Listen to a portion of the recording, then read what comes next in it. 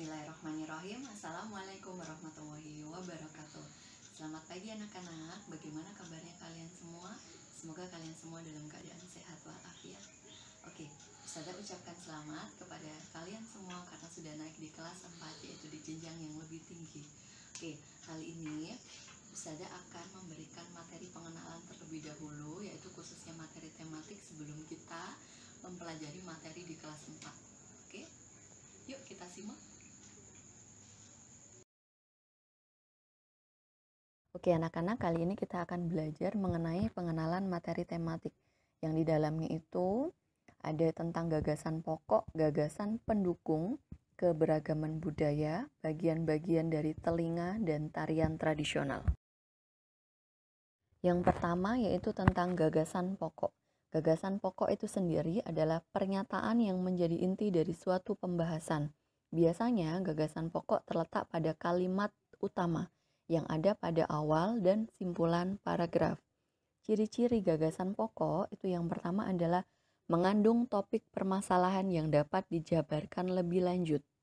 Yang kedua, biasanya berupa suatu kalimat yang lengkap yang dapat dibuat acuhan. Yang ketiga, membuat arti yang terang tanpa dihubungkan dengan kalimat lain, dia bisa untuk menjadi sebuah kalimat utama. Oke, kalau itu tadi kita belajar mengenai gagasan pokok tentang pengertian dan ciri-cirinya, kita juga akan belajar mengenai gagasan pendukung. Gagasan pendukung adalah gagasan penjelas yang fungsinya menjelaskan gagasan pokok. Gagasan pendukung atau biasa disebut dengan gagasan penjelas umumnya dinyatakan oleh lebih dari satu kalimat. Karena kalimat pendukung ya, kalimat yang mengandung gagasan penjelas itu disebut dengan kalimat penjelas. Kemudian, ciri-ciri dari gagasan pendukung itu yang pertama adalah tidak dapat berdiri sendiri. Karena jika dipisahkan dengan gagasan utamanya, maka akan sulit dimengerti. Kemudian yang kedua, lebih khusus dari kalimat utamanya. Ciri-ciri yang ketiga yaitu biasanya disajikan dalam bentuk contoh, sebuah data-data, atau kalimat pendukung. Selanjutnya kita belajar mengenai keberagaman budaya. Keberagaman budaya di Indonesia sangatlah banyak dan harus dan wajib dijaga oleh kita semua ya, dengan saling menghargai perbedaan. Keberagaman budaya di Indonesia memiliki beraneka ragam. Yang pertama bisa upacara adat, adat istiadat, makanan khas, rumah, senjata tradisional, dan banyak contohnya. Oke. Kali ini yang pertama Ustazah akan membahas mengenai upacara adat.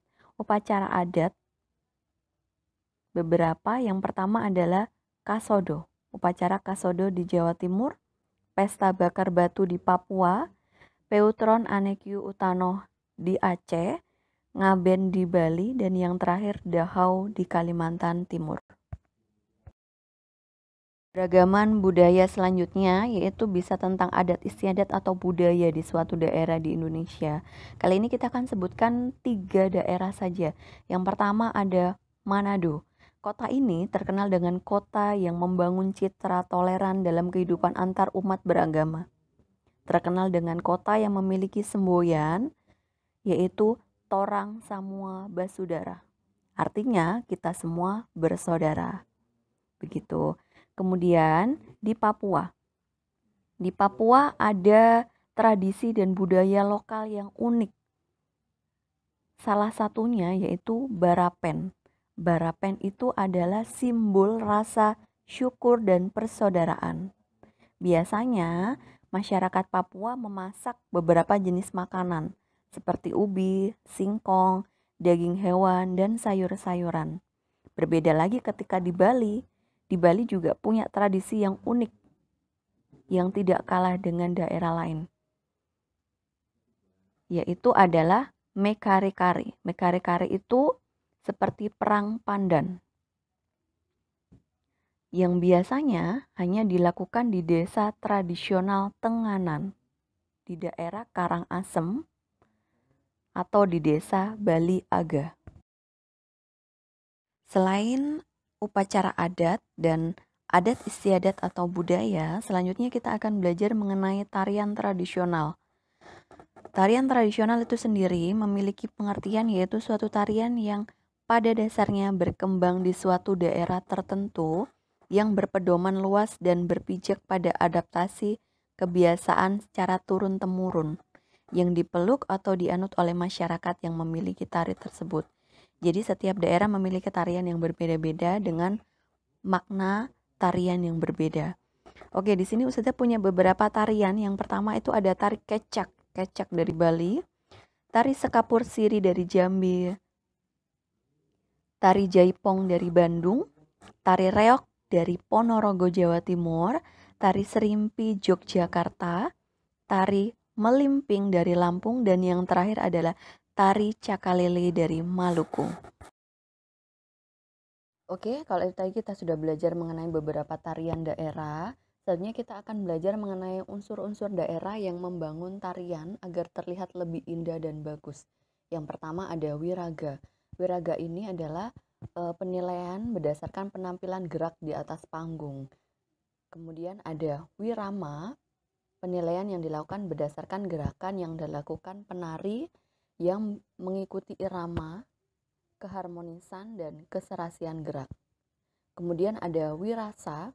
Wirasa ini penilaian berdasarkan gerakan penghayatan yang diekspresikan melalui gerak wajah. Dan yang terakhir ada wirupa, penilaian penampilan tubuh saat melakukan gerakan tarian. Oke, selanjutnya kita akan belajar mengenai materi sumber bunyi. Sumber bunyi itu sendiri adalah benda-benda yang menghasilkan bunyi atau bisa mengeluarkan bunyi.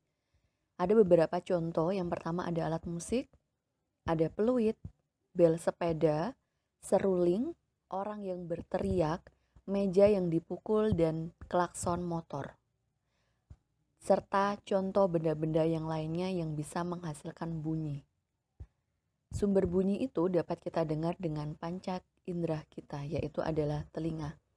Oke, kali ini kita juga akan belajar mengenai telinga. Telinga itu merupakan sebuah organ yang mampu mendeteksi atau mengenal suara.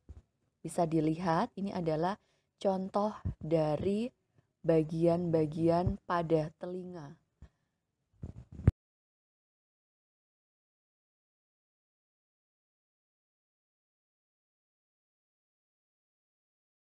Bagian-bagian pada telinga dibedakan menjadi 3. Yang pertama adalah telinga luar, telinga tengah, dan telinga dalam.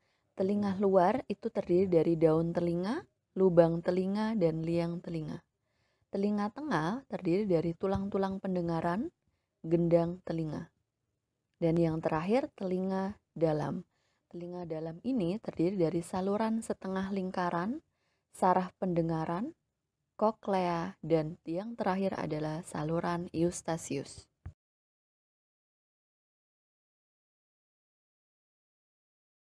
Keragaman kebudayaan bangsa salah satunya adalah senjata tradisional. Bisa kita lihat yang pertama di sini ada senjata tradisional dari Sumatera Selatan atau biasanya masyarakat menyebutnya dengan klewang. Ada golok dari Jakarta. Ada kujang dari Jawa Barat. Jawa ada keris, rencong dari Aceh, dan yang terakhir adalah kurambiak dari Sumatera Barat. Anak-anak, itulah pengenalan materi tematik sebagai dasar pembelajaran awal yang membahas tentang gagasan pokok, keberagaman budaya, gagasan pendukung, bagian-bagian telinga, dan tarian tradisional. Semoga materi yang Ustazah sampaikan bisa dipahami dan dimengerti. Semangat belajar. Oke, see you next time. Ustazah akhiri, wassalamualaikum warahmatullahi wabarakatuh.